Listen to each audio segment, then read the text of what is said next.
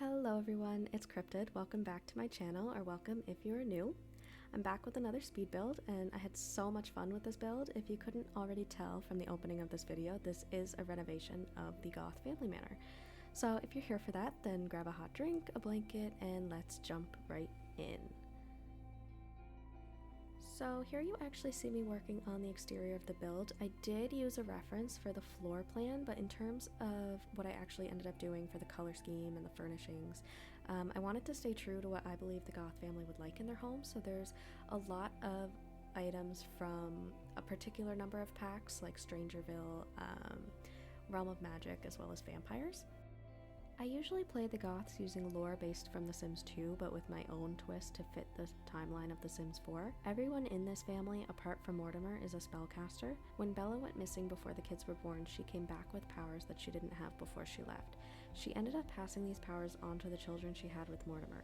In the present day, Bella and Mortimer have a strained marriage and a distant family dynamic. This is because over time she began to believe he had something to do with her disappearance. When she returned, he was very cold and distant, almost as if he wasn't expecting her to return at all. He did try to keep up appearances for the public of a grieving husband who was thrilled to have his wife back home safe, but she sort of always had her suspicions about him. As I create this save, I plan to leave hints around the town that sort of lean in the direction of confirming this is true, but the idea is that as you open the save for the first time, Bella is currently investigating. Shortly after her return, while they were still caught up in everything, and before anything really seemed off between Bella and Mortimer, they welcomed triplets, a girl, Cassandra, and two boys, Alexander and Arthur. Arthur passed away just before aging into a toddler, which in actuality means that the very first time I played with this family, my save glitched and he got removed from it.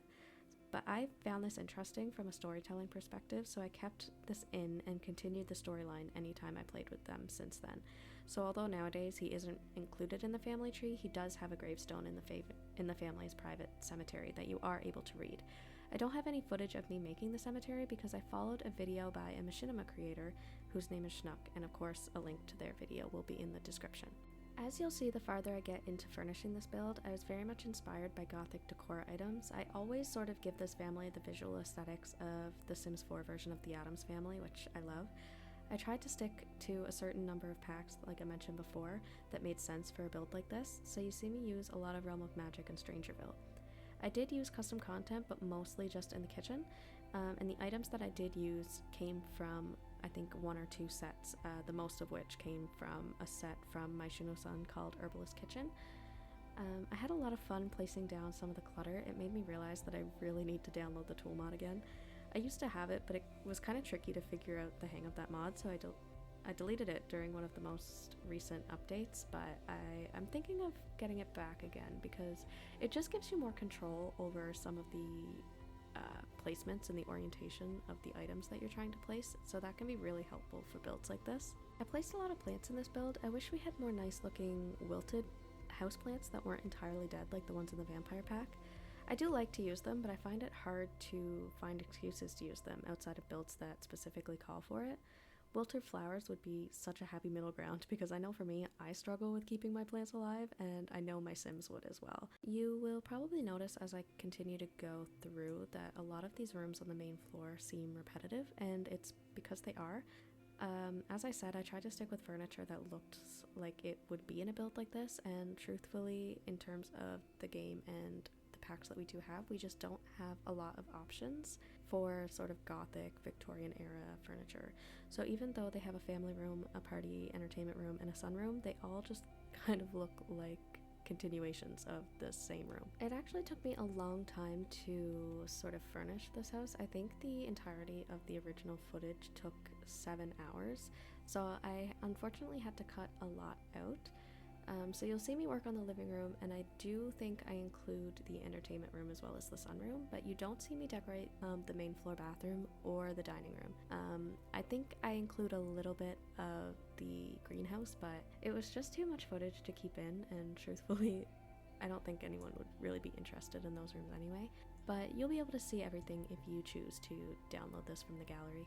The gallery has been giving me actually a little bit of trouble trying to upload this build. I wanted to include one with custom content as I created it originally, and then I also wanted to do one uploaded without the custom content, but the gallery is just not letting me do a custom content free one. So unfortunately, if you do want to get this build, even if you don't want the custom content, you will have to click the little button in the gallery that says include custom content, or it's just not going to show up.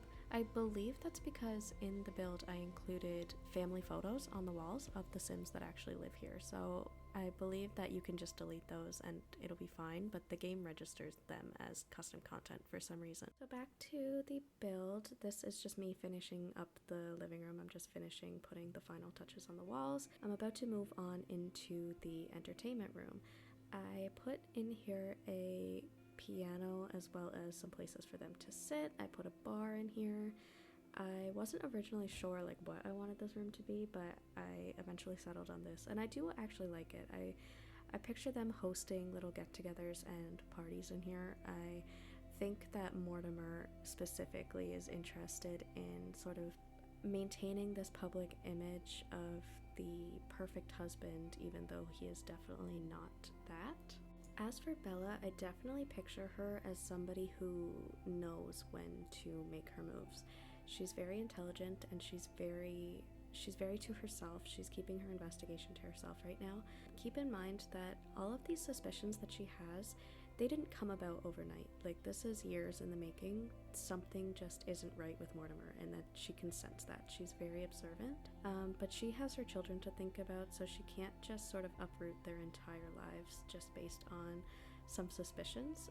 She's somebody who knows that she needs to definitely have the proof in place before she makes any big decisions. The Goth family actually has a long history in Willow Creek as one of the founding families, so they have a lot of eyes on them at all times. So Bella is very aware of the way that the town perceives them, and she's just trying to sort of uphold a certain reputation. The Goth family is still to this day one of my favorite families to play when I start new save files in The Sims 4. I started playing The Sims probably when I was 6 or 7 years old, literally. I started way back with The Sims 2, so I remember sort of the storyline of Bella Goth when she went missing in Pleasant View, and it's definitely a big inspiration when I play The Sims 4 now. So getting back into the build, you actually see me here working on the bedrooms. I had a lot of fun making the bedrooms. I started with Cassandra's, so that's what you see me working on here. I love those hanging vines as curtains. I gave Cassandra the creative trait, so I tried to reflect that as much as I could in her bedroom. She has paintings on the walls, and she has, of course, a painter's canvas in her room as well. When I was furnishing this build, the Lovestruck expansion pack had just came out, so that's the wallpaper that's behind her bed, the one that looks like roses. I actually really liked that a lot. I wasn't sure if it really fit in with her, but I decided that she is very creative, so she likely painted that herself. I definitely spent the most time on Cassandra's room because I really wanted to just give it as much detail as I could. Alexander, he is a teenage boy, so his bedroom was very much probably typical for what you would see for any really average teenage boy, although his room is definitely probably cleaner. But you will notice that as I do the bathroom, the kids' shared bathroom, that the mess is definitely contained to that area. I moved on from Alexander's room into Bella and Mortimer's room pretty quickly. I didn't spend a whole lot of time in their bedroom either because I don't really picture them as spending a whole lot of time in there together. I definitely picture that as their marriage started to decline, that they stopped sharing a bed, so I picture sort of one or the other sleeping downstairs on one of the couches. And the teens definitely notice something is up between their parents as well, but as I said before, Bella is good at keeping things to herself, and she really just wants to protect her family, so she hasn't really told anybody about her suspicions. As I've played in this family in this build, I noticed that Mortimer actually spends a lot of time in this room in particular. There's a seance table in here as well as a bookcase, and I ended up changing the desk that you see me put down. It didn't fit, and it also didn't really work, so I ended up changing that to a chess table, I believe. So he spends a lot of extra time in this room. Bella tends to stick to the reading nook that I put in the sort of main hallway overlooking the stairs. This room was super fun to decorate, actually. I had a lot of fun. The only thing about it is that it was such an awkward shape that it was so hard to find something to put in the little rounded part, like where the table is. It was so hard to find something to fit there because I wanted it to be functional, but I also wanted it to look nice. Speaking of looking nice, this is the shared bathroom of the kids. You can access this bathroom through either of Cassandra or Alexander's bedrooms. I love to make bathrooms specifically, for some reason, look dated, even if the build itself looks a little bit more modern.